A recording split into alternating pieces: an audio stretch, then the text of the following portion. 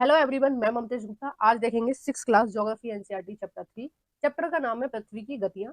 इस चैप्टर के एमसीक्यू का हमने एक पार्ट पहले कंप्लीट कर लिया है, जिसमें हमने 1 से लेकर 12 तक के सारे क्वेश्चन सॉल्व कर लिए थे। आज हम देखेंगे 13 से। और अभी तक आपने इसका फर्स्ट पार्ट नहीं देखा है तो इसी वीडियो के डिस्क्रिप्शन में मैंने 2 प्लेलिस्ट की लिंक डाल रखी है, एक थ्योरी वाली है और एक एमसीक्यू वाली। अगर आपने अभी तक इसकी थ्योरी या एमसीक्यू के फर्स्ट पार्ट नहीं देखा है तो जो प्लेलिस्ट डली हुई है उन पर क्लिक कर आप देख सकते हैं। और उन प्ले लिस्टों में ना केवल 6 क्लास की ज्योग्राफी मिलेगी बल्कि आपको 7th और 8th की भी ज्योग्राफी उन्हीं दोनों प्ले लिस्ट में मिलेगी। ठीक है, और ये जो साइड में जितनी भी प्ले लिस्ट लगी हुई है ये सभी मैंने कराई है। 6 से 10 तक की मोस्टली बुक मैंने कंप्लीट करा दी है एनसीईआरटी की। अभी तक आपने ये सारी बुक नहीं देखी है तो प्लीज आप मेरा यूट्यूब चैनल ओपन कर प्ले लिस्ट वाले ऑप्शन पर क्लिक कर देख सकते हैं। आइए शुरू करते हैं क्वेश्चन नंबर 13 से। पृथ्वी पर दिन रात पृथ्वी की किस गति के कारण होते हैं? ए है घूर्णन गति, बी है परिक्रमण गति, सी है गुरुत्वाकर्षण के कारण, डी है इनमें से कोई नहीं। तो इसका जो सही आंसर हो जाएगा वो हो जाएगा बी, परिक्रमण गति के कारण। नेक्स्ट है क्वेश्चन नंबर 14। लीप वर्ष कितने वर्षों में एक बार आता है? ए है 4 वर्ष में, बी है 3 वर्ष में, सी है 5 वर्ष में, डी है 2 वर्ष में। तो इसका जो सही आंसर है वो हो जाएगा 4। ये प्रत्येक 4 वर्षों में आता है लीप वर्ष। और क्यों आता है, मैंने फर्स्ट पार्ट में भी आपको बताया था कि जो नॉर्मल वर्ष होता है उसमें होते हैं 365 दिन। ठीक है, जबकि लीप वर्ष में होते हैं 366 दिन। और 366 दिन लीप वर्ष में क्यों होते हैं? क्योंकि जो नॉर्मल ईयर होता है उसमें केवल 365 दिन नहीं होते हैं बल्कि प्लस 6 घंटे भी होते हैं। तो अगर हम 4 साल तक 6 6 घंटे को काउंट करें तो 6 चौक 24 एक दिन हो जाता है। तो 366 दिन होते हैं। और ये कब आता है? प्रत्येक 4 साल में आता है। नेक्स्ट है क्वेश्चन नंबर 15। इसका आंसर मैंने पहले ही बता दिया है आपको पिछले पार्ट में ही। लीप वर्ष में फरवरी माह में कितने दिन होते हैं? ए है 30 दिन, बी है 31 दिन, सी है 29 दिन और डी है 28 दिन। तो इसका जो सही आंसर हो जाएगा वो हो जाएगा सी, 29 डेज। और नॉर्मल जो होती है 28 की होती है फरवरी। ठीक है, आइए नेक्स्ट देखते हैं। ये क्वेश्चन रिपीट हो गया है, लीप वर्ष कितने वर्षों में एक बार आता है? तो ये मैंने बता दिया आपको, 4 वर्षों में आता है। नेक्स्ट है क्वेश्चन नंबर 17। सूर्य की किरणें विषुववृत्त पर किस दिन सीधी पड़ती हैं? ठीक है, तो किस दिन सीधी पड़ती हैं?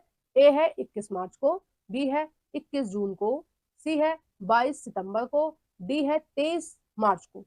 तो 17 का जो सही आंसर हो जाएगा वो हो जाएगा ए, 21 मार्च को और 23 सितंबर को। ठीक है, 2 दिन पड़ती है। देखो मैं आपको दिखा भी देती हूँ। विषुववृत्त पर कब पड़ती है सीधी किरणें? 21 मार्च और 23 सितंबर को। है ना, ये लिखा है ना, 21 मार्च और 23 सितंबर को दोनों दिन पड़ती है। और अगर हम बात करें आपकी उसकी कर्क रेखा की, तो कर्क रेखा पर 21 जून को पड़ती है। और अगर हम बात करें मकर रेखा की तो मकर रेखा पर 22 दिसंबर को पड़ती है। आइए नेक्स्ट क्वेश्चन देखते हैं। Question number 18। 22 सितंबर को सूर्य की किरणें पृथ्वी की किस रेखा पर सीधी पड़ती हैं? तो इसके ऑप्शन देख लेते हैं। ए है कर्क रेखा, बी है मकर रेखा, सी है भूमध्य रेखा और डी है 180 डिग्री देशांतर रेखा। तो 18 का जो सही आंसर हो जाएगा वो हो जाएगा बी, मकर रेखा पर पड़ती है। नेक्स्ट है क्वेश्चन नंबर 19। उत्तर अयनात की अवस्था में पृथ्वी की काल्पनिक रेखा कर्क रेखा पर किस दिन सबसे लंबा दिन व सबसे छोटी रात होती है? ए है 21 मार्च को, बी है 23 सितंबर को, सी है 22 दिसंबर को और डी है 21 जून को। तो ये किस दिन होती है? ये होती है 21 जून को। यानी कर्क रेखा पर 21 जून को सूर्य की किरणें सीधी पड़ रही होती है। 21 जून में हम के आसपास हमारे भारत में बहुत ज्यादा गर्मी होती है। उसका मतलब उसका सीधा सीधा मतलब यही है कि सूर्य की सीधी किरणें कर्क रेखा पर पड़ रही हैं। और आपको पता ही है हमारे यहाँ गर्मियों में बहुत लंबे दिन होते हैं और रातें बहुत छोटी होती है। ठीक है, आइए नेक्स्ट देखते हैं क्वेश्चन नंबर 20। उत्तरी अयनात के संबंध में दिए गए कथनों में कौन सा सही है?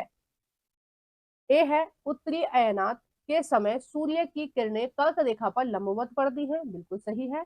दूसरा है विषुववृत्त के उत्तरी भाग में ठंड का मौसम होता है, तो ये वाला ऑप्शन हो जाएगा गलत।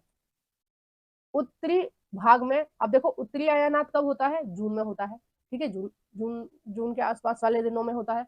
और उस समय सीधी पड़ रही है किस पर? कर्क रेखा पर। और कर्क रेखा कहाँ है? आपके उत्तरी गोलार्ध में है ना। तो जब सीधी पड़ रही है तो वहां पर गर्मी हो रही है। तो वहां पर क्या होता है, गर्म होता है मौसम, और यहाँ पे लिखा है ठंडा। तो इसका सही आंसर कौन सा हो जाएगा, केवल पहला ही सही है। आइए नेक्स्ट देखते हैं क्वेश्चन नंबर 21। दक्षिणी अयनात के संबंध में कौन सा कथन सही नहीं है। ए है, इस समय सूर्य की किरणें मकर रेखा पर लंबवत होती हैं, बिल्कुल सही है। और मकर रेखा कहाँ है, हमारी दक्षिणी ध्रुव में, 23.5 डिग्री जो अक्षांश है दक्षिणी ध्रुव, सॉरी दक्षिणी गोलार्ध में। एक मिनट में आपको बताती हूँ। ये हो गया 0 डिग्री, ठीक है। ये हो गया 23.5 डिग्री दक्षिण में, दक्षिणी गोलार्ध में, ठीक है। एक मिनट, है ना। और 23.5 डिग्री उत्तर में हो गया। तो ऊपर वाली जो है वो कर्क रेखा है, ये विषुवत व्रत है या भूमध्य रेखा बोलते हैं। और नीचे वाली क्या है, मकर रेखा है।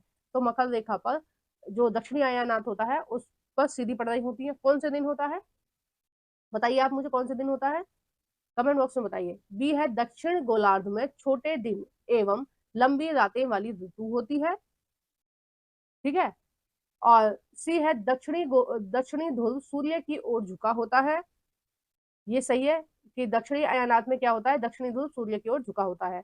डी है, दो दो शायद गलती से टाइप हो गया है, दक्षिण अयानात की स्थिति प्रति वर्ष 22 सितंबर को होती है।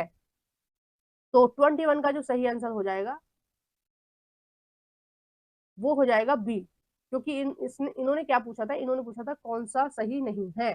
कौन सा सही नहीं है, बी वाला सही नहीं है। क्योंकि जो दक्षिणी अयानात होता है उसमें क्या होता है, उसमें सबसे बड़े दिन हो रहे होते हैं दक्षिणी गोलार्ध में, और छोटी रातें हो रही होती हैं, क्योंकि सूर्य की जो किरणें हैं वो किस पर लंबवत पड़ रही होती हैं, वो मकर रेखा पर लंबवत पड़ रही होती है, ठीक है। तो ये भी सही हो जाएगा, ये टाइपिंग मिस्टेक है, दो गलती से लिख गया है। आइए नेक्स्ट देखते हैं, और इस वीडियो का लास्ट क्वेश्चन है क्वेश्चन नंबर 22।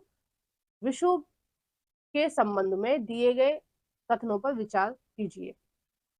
विषुव यानी कि विषुव रेखा के बारे में उन्होंने बात की है, जिस टाइम पर सूर्य की जो किरणें होती हैं वो विषुव रेखा पर सीधी पड़ती है। पहला है, इस स्थिति में पृथ्वी पर दिन रात बराबर होते हैं, बिल्कुल सही है। दूसरा है, इस अवस्था में सूर्य की किरणें विषुवत वृत्त पर लंबवत होती है, बिल्कुल सही है। तीसरा है, इसमें ध्रुव का झुकाव सूर्य की ओर होता है।